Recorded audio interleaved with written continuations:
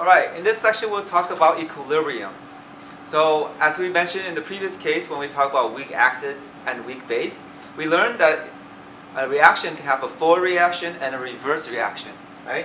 So looking at this as an example, the forward reaction is HF reacting with water forming this. So that's a forward reaction. And then there's a reverse reaction where the products will react with each other. F minus and H2 plus will react to form your reactant again. This is the reverse reaction. Because of this, there's a tug and pull. And eventually these two reactions, they're happening all the time.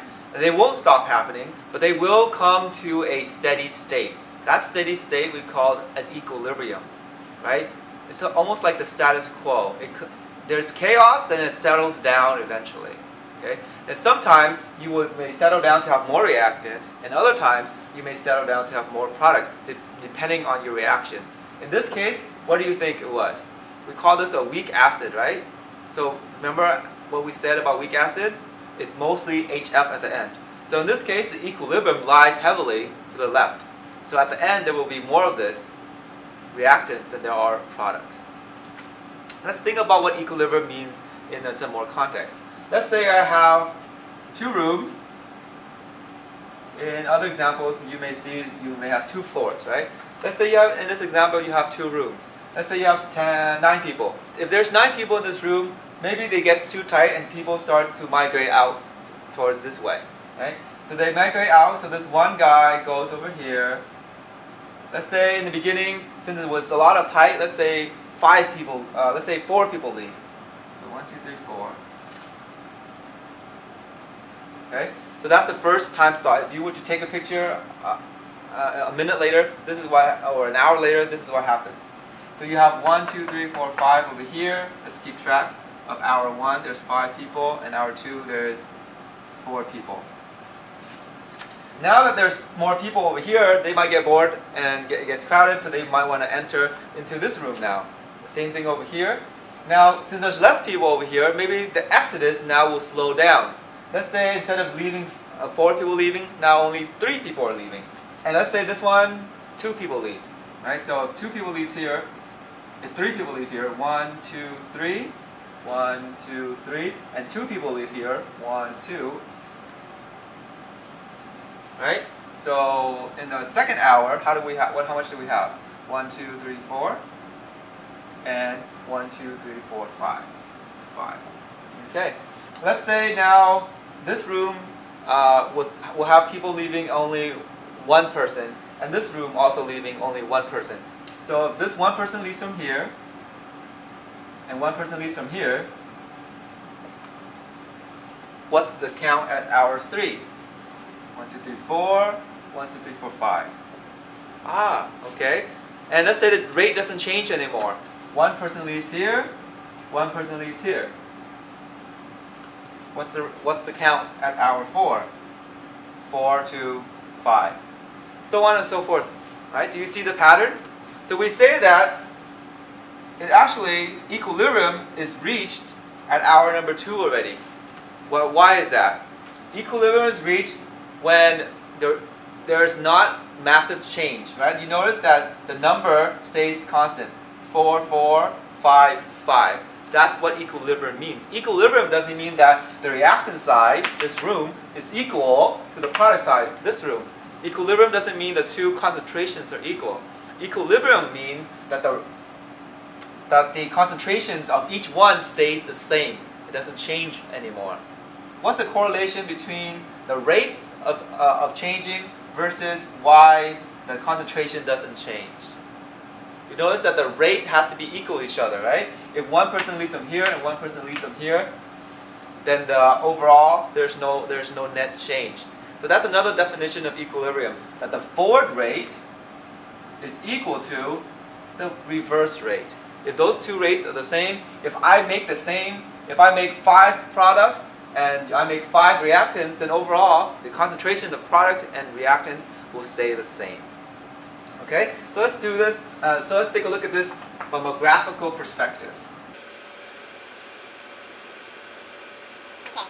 So if I were to graph this reaction, this is my concentration, And I'm just going to graph the concentration of HF versus F minus. Okay, so HF is my representative reactant and F minus is my representative product. So in the beginning you have a lot of HF, right? Because let's say in the beginning you have all of HF and no F minus. You are here. If HF will react, what happens to the concentration of HF? It will decrease because it reacted to become F minus. So it reacted, and so its concentration decreased, but then it comes to equilibrium, so it flattens out. Whereas the concentration of F minus, let's say that's in red here, initially was at 0, but it has to increase, right? Because as the reaction goes forward, it gets produced. But it gets produced until it comes to equilibrium and stays the same. Where do you think on this graph was equilibrium reached? This is the x-axis here is time.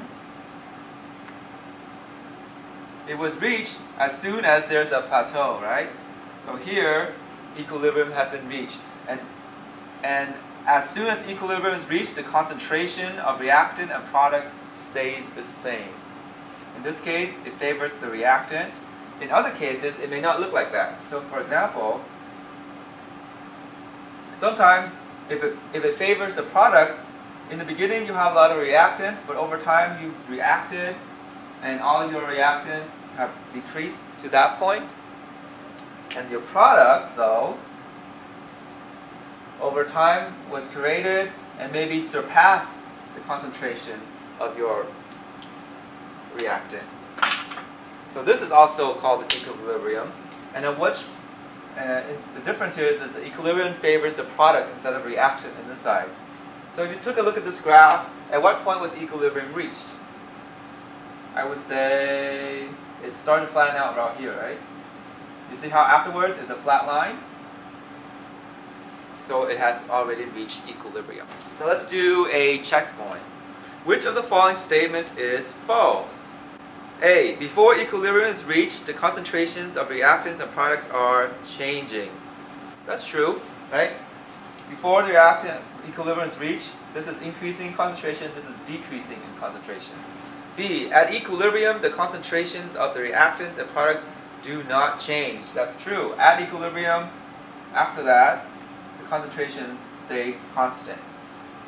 C. At equilibrium, the rate of the forward reaction is equal to the rate of the reverse reaction. That's why the concentrations are the same, because the forward and reverse are equal to each other. They cancel each other out. So that's also true. D. After equilibrium is reached, the concentrations of the reactants and products are equal. That's the misconception, right? Equilibrium doesn't mean these two are equal. They're obviously not equal, right? This is higher and this is lower.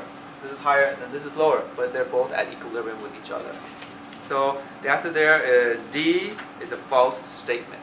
Let's now talk about Chatellier's principle. His principle states, when a stress is applied to a system, the equilibrium tends to adjust to minimize or counteract the effects of that stress.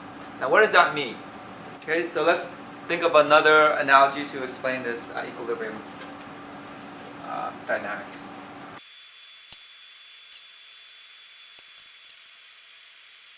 Okay, so in this example, I like to think about two rooms again.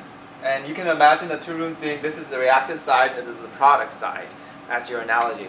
Let's say that in the beginning there were 4 balls in this room, or 4 people. Let's just call this is a party of some sort. And there were 4 people in room A and 1 person in, let's say, like a true reaction. Let's say there are 5 people in room A, the big room, and no one in the small room. So it gets a little bit crowded, and so this one person moves over here, and then that makes everybody happy. So we can say that when everyone's happy, this is going to equilibrium. These people, maybe one person goes in and one person goes out, they may exchange, but this is the comfort level that they have. If they have to have 5 people, they like it when there's 4 people over here and 1 person over here. So we can say that the ratio is 4 to 1. Let's say though, one of these people decided to call up his friends and say, hey, come on over, join our party. And 5 more people come. Okay, so let's draw in those 5 people. Let's draw them in with triangles. Alright, see now, notice how much more crowded this room becomes. To alleviate the crowdedness in this room, because right now it's how many? 1, 2, 3, 4, 5, 6, 7, 8, 9. This is 9 people in this room, and we like the ratio to be 4 to 1. So how does that work? So maybe one person goes over here. So what's the ratio now? That's 8 to 2, right? Isn't 8 to 2 the same as 4 to 1? There you go. This is the ratio they like. Okay, so that's Le Chatelier's principle, the stress.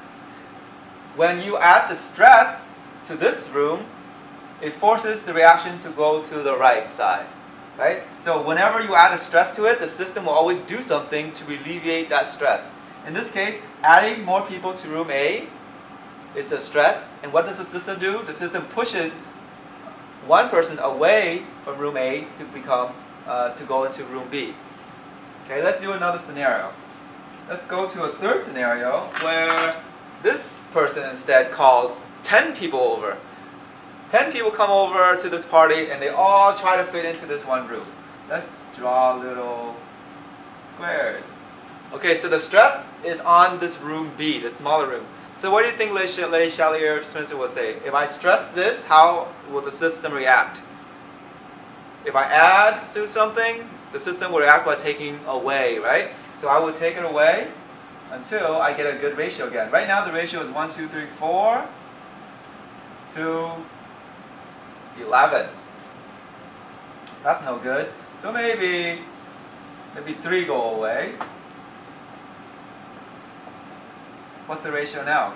1, 2, 3, 4, 5, 6, 7 to 1, 2, 3, 4, 5, 6, 7, 8. That's still not 4 to 1, right? This is still more crowded than this. There's way more room.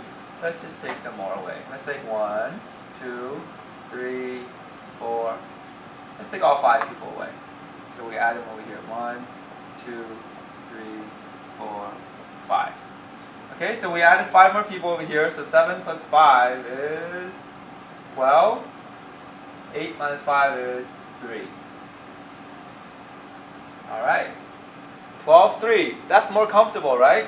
Because now the ratio becomes 12 divided by 3 is 4. 3 divided by 3 is 1. It goes back to our comfortable ratio, 4 to 1. Alright, so what was the stress in that example? The stress was adding more to B, to the right-hand side. So the system responded by taking away B, adding more to A. Okay, so that's Le Chatelier's principle. Let's apply an opposite case. Instead of adding people, let's say we subtracted. Okay, so let's say I say, okay, you guys gotta go home. I'm taking 5 people out. 5 people, you gotta leave. 1, 2, 3, 4, 5. Okay, so this side now has 1, 2, 3, 4, 5, 6, 7. This side has 3. 7 and 3 the same as 4 to 1. So that's it hasn't reached equilibrium, right? So what would the system do to make this become equilibrium again, to become 4 to 1 again? It would say, hey, I have some space over here. Come on over. Now that becomes 8 to 2, which is 4 to 1. Equilibrium has been reached. Yay. So let's take a look at that analogy again. When I removed some things in A, that's the stress. Instead of adding on, the stress is removing. If I remove something from A, the system responds by counteracting that. So counteract of removing is adding more of A. Okay? Adding more of A means removing from some B. So that's what Le Chatelier's principle is all about. So let's do it now more real in a chemical sense. Let's see how Le Chatelier's principle is applied in a chemical situation. So for example here I have hydrofluoric acid reacting with water to form F- and H3O+.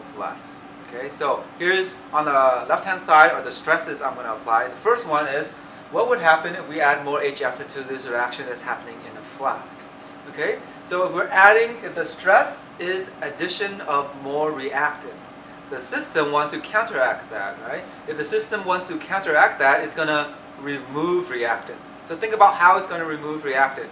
In order to remove reactant, it must react. The reactant must react. If the reactant reacts, it no longer is the reactant, it becomes the product, right?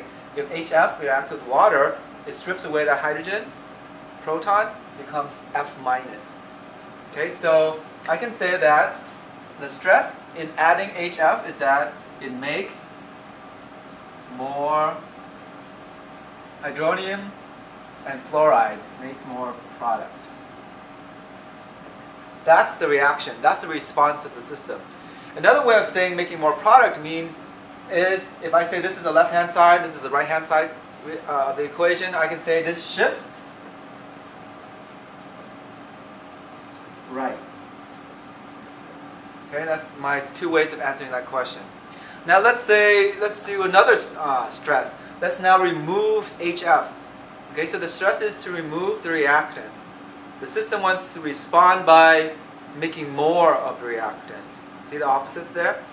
How do you make more of reactants? If you remove this, how do you make more of this? You want the product now to react. If the product react, if F minus react with hydronium, F minus will take hydronium becoming HF, right? So what are you making more of? So the system responds by making more of reactants. Which way is it shifting, left or right? If it's making more of the reactant, it's making more of the left-hand side. So you say shifts left.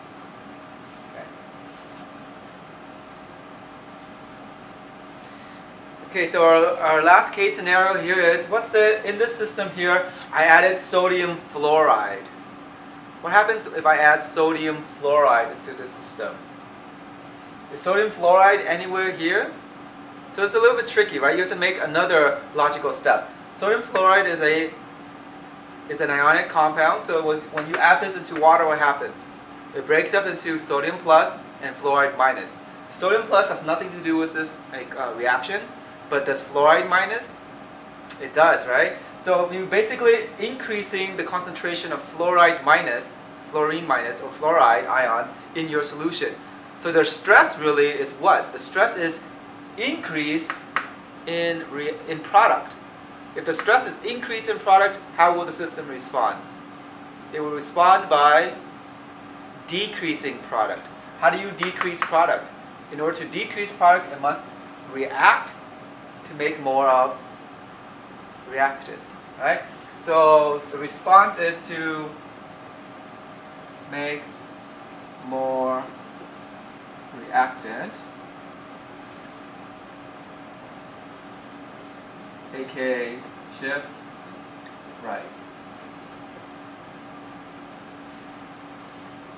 Alright, so I have one more example of a stress that may be a little bit tricky here. What happens if the stress is that I add in calcium chloride? Calcium chloride. Okay, again, thinking about what calcium chloride is, it's an ionic compound that is soluble in water, right? So if it's soluble in water, it's going to break up into calcium and chloride. Is chloride going to do anything here? You say to yourself, not really, because chloride is a negative and there's nothing here that can react with that negative charge. But what about calcium, right? When this goes into water, you also have calcium 2 plus. Could that calcium 2 plus now go together with that F minus? Okay, it will, right? So if you take calcium 2 plus 2 F minuses, you will make calcium fluoride. And how do we know we need 2 F minus? Because there's 2 positive here and F is negative 1. So that the ionic formula, if it's calcium and fluorine, is CaF2, right? Now if you look up the solubility of this guy, what's the solubility? It's insoluble. So that's a solid. If you make a solid, that means it's no longer F minus. It's calcium fluoride as a compound, as a salt, right? So essentially, what are you doing? The F minus has been converted to calcium fluoride. So therefore, you're essentially, the stress is removing F minus. So once again, if you add in calcium chloride, the real stress there, even though it's not explicitly said, is that you're removing fluoride because the calcium will bind with the fluoride, removing it from the aqueous solution. Now it's a solid. It will be a precipitate. So what would the response be if you remove fluoride? If you remove a product, you will make more of the product, right? So therefore, HF will react more with water to form more fluoride. So you would say this shifts to the right-hand side. Okay, so that's as complicated as it gets with Le Chatelier's principle, that last example. Again, when I say I add calcium chloride into this, I'm adding it to the solution. I'm not adding it to this side or to this side, right? Because a chemical reaction equation is written to represent the reaction. This one doesn't exist by itself, and this one doesn't exist by itself. There are no two sides here in a chemical reaction. They all exist in the same physical space. Keep that in mind when you think about Le Chatelier's principle.